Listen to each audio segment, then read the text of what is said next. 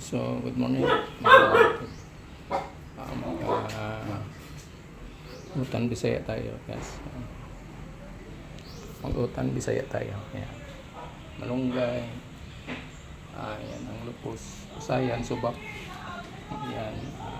Ingredients niya. Sibuyas. Daon. Sili. Saka yun, yung masarap. Sari-saring gulay. So, yun, ito ang main. Yan. Napakuluan ng tubig. Yan. So, yan guys. Yan. So, mag-utan Bisaya tayo. Yan. Yan. May kalabasa, may talong, may ukra. Kalabasa.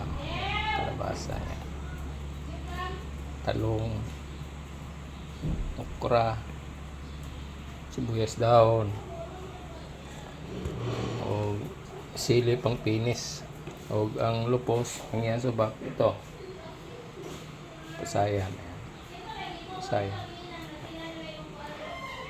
So ito ang last malunggay. So wala pa na hindi pa na kumbaga sa Tagalog na himay-himay o na ni isa-isa o hindi pa na anong tawag yun sa Tagalog, naasikaso o na yun hindi ko na so yun lang guys. Yan pasayan ng subak. So yan ingredients niya pang finished product. Oh yan. So ito ilulunod natin to kasi kumukulo na. Yan.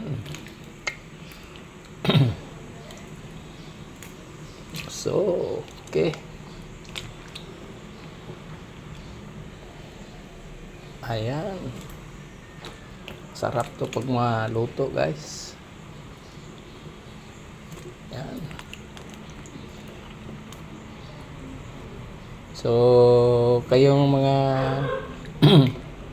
OFW dyan, magluto kayo ng mga utan Bisaya para matuto rin kumain ng mga amo nyo sa utan Bisaya. Turuan nyo sila kumain ng Bisayang utan dito sa Pilipinas. So, yan. Pinapakita ko sa inyo. Yan. Utan Bisaya to sa probinsya ng Pilipinas. Ayan. Ayan. Bago nyo ilunod o ipasok doon sa linuluto nyong parang butangan nyo talagang tubig para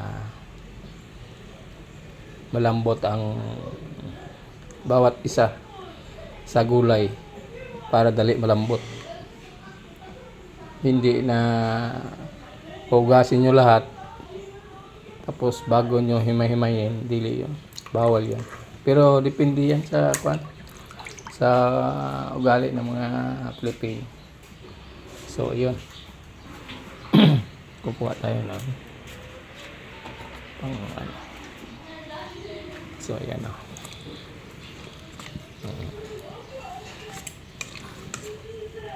yeah.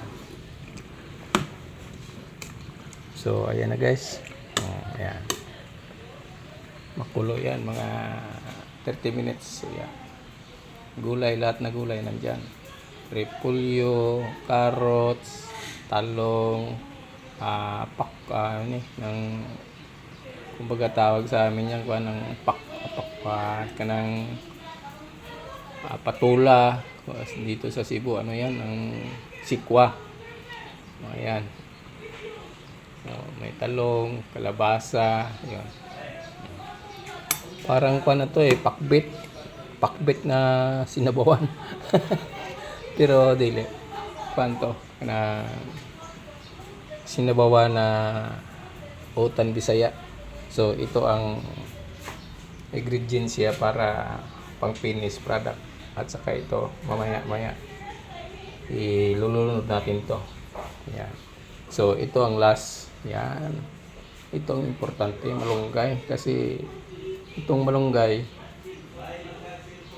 tambal to o gamot to sa ating katawan. So, yan. Hindi mawala yan sa ating tinola. So, yan. Thank you guys. And good morning. Happy Sunday. Bye-bye.